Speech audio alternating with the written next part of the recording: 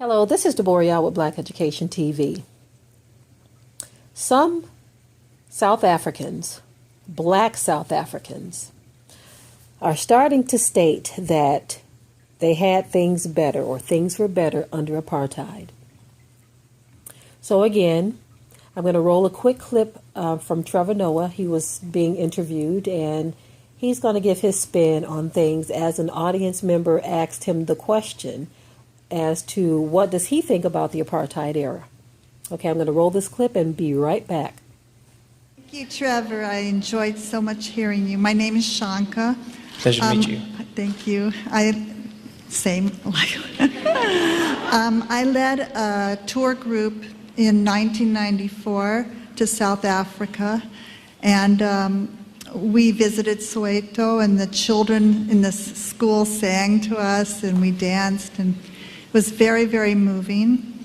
But what was interesting was we had a native South African tour guide helping us, and he surprised me, alarmed me when he said there were better times during the apartheid because now most of us are unemployed and we've been fired from our jobs because they have to give us fair wages.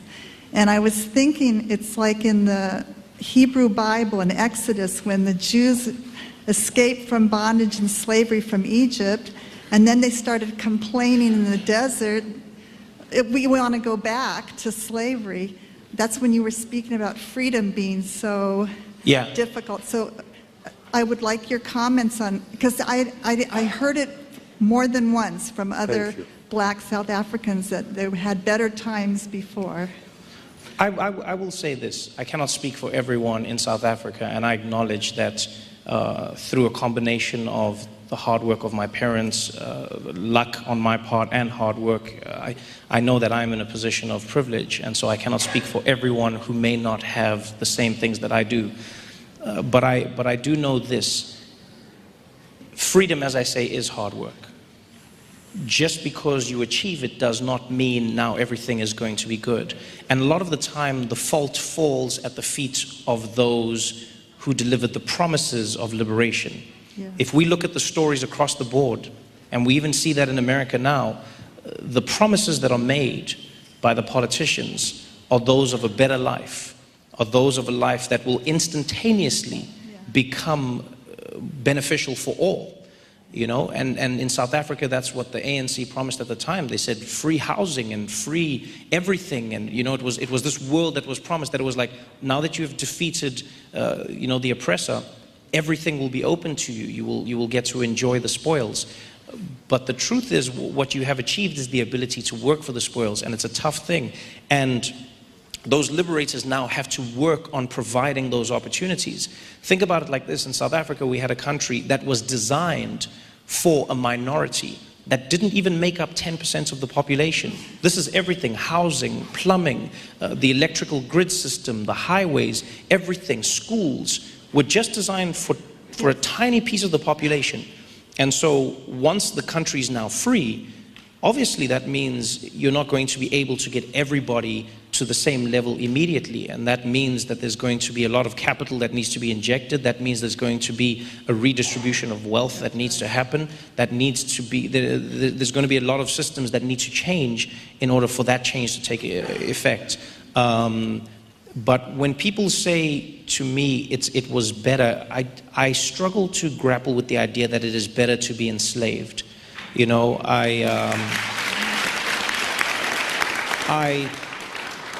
I think one of the closest parallels, and by no means am I saying it's the same thing, but it's when I read stories of prisoners who tell the story of how, because of how hard we make it in society to reintegrate, some prisoners would rather stay in prison. They go, I get food, I get a bed, I know what my life is, I get to go to a library, and I'm part of a community. And when you set me free, I see the world as a prison. And so the question we should be asking ourselves is not, was it better under apartheid? It's that, how do we create more and more opportunities, not just in South Africa, but even in America, to free those people or to give them access to that freedom? You know, because in the book I have a quote where I say, you know, they say teach a man to fish, and he will fish, or he will eat for a day. I mean, it's give a man a fish and he'll eat for a day. Teach a man to fish and he will live forever. But one thing I always think of is I go, if you don't give him the tool to fish, all of that information is useless. You know, Right. so the rod is as important as allowing him to do it. Okay. So the woman in the audience, she asked the question about apartheid and the statement that she's heard some black South Africans say, where they believe that things were better for them under apartheid. And I like how Trevor Noah actually broke things down. He compared it to U.S. slavery. And when you see it in this way, then you can better understand where he's coming from. Although it may appear that things are better under apartheid, this is what's really happening. In history, we remember as our people were supposedly set free. They were set free, yes, from slavery. Slavery was so-called abolished, and they said, okay, you can no longer have slaves. People cannot work for free any longer. So what happened was they said, okay, you're free to go. Go on, Negro. Go and fend for yourselves now. When they set them free, they didn't have anything in place. Some of them didn't have land, resources, seeds, anything. They didn't have anything. They were just let go with the clothes they had on their backs or whatever they had in their possession that belonged to them. And they just went off wandering into the wilderness. And so when that took place, a lot of these so-called black people were like, well, I was better off when I was in slavery. I had a place to lay my head. I had a roof over my head. I had food. You see, same with the comparison he made for those in prison. Many times those who are stuck in prison, when they get out, they can't get jobs. No one wants them to live with them. No one wants them in their communities. And so many of them are saying, well, man, I knew a person personally who said, well, I got to go commit a crime so I can have a place to stay this winter. I know someone who actually said that because they were having a hard time out here in the world. And so they would commit a crime when it was starting to get cold so that they can be picked up and have a place to sleep. They call it two hots and a cot, where this person has a place to lay their head and they have 2 or 3 meals a day. So that's pretty sad. That's pretty much what Trevor Noah is saying here, you see. That's pretty much what he's saying, that these people are not really saying that apartheid was better. They're just saying that things were easier then. At least there was a system in place that was going to ensure that we had certain things. It's sad when you have that choice to make and your choice is like, it was better in slavery.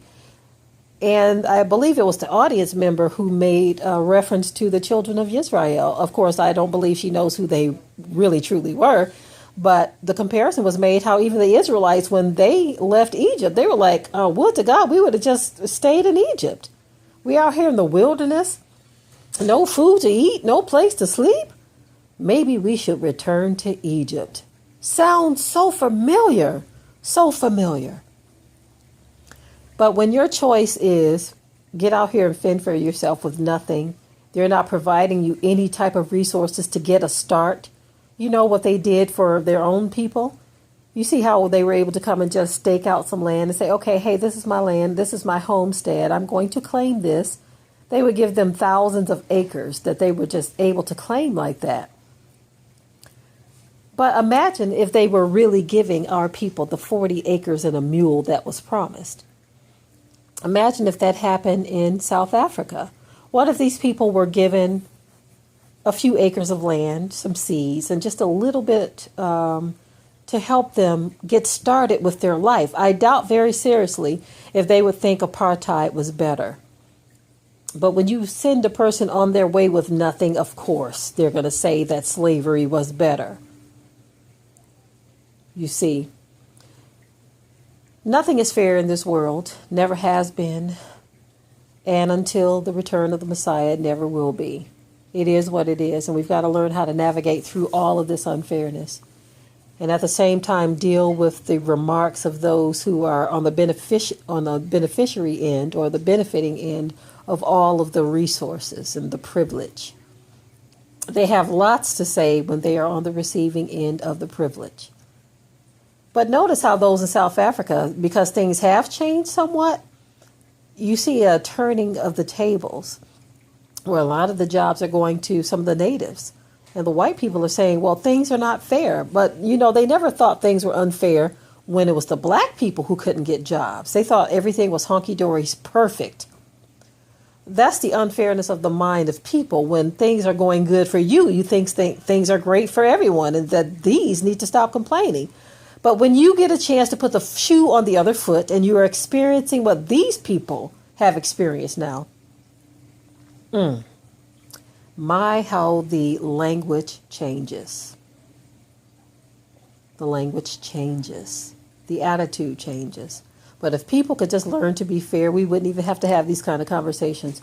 But for the most part, a lot of people in this world are reprobates. They can't see the truth. They don't accept the truth. They only care about their own selves. They don't care about others and the plight of others. And so this is why we have all this whacked out chaos around the world, because of the wickedness of the hearts of men and women everywhere. Everywhere. So was apartheid better for black people? Some think so. But if you're realistic, like Trevor Noah is, you understand that no, it was not. It's just a deception that you're seeing right now because your present condition has you thinking that way. But if things were done the way they should have been done, where you were able to get some of the benefits that were given to those who were the rulers or the beneficiaries of apartheid, then you would think differently. Okay, family, with that, I am going to say shalom.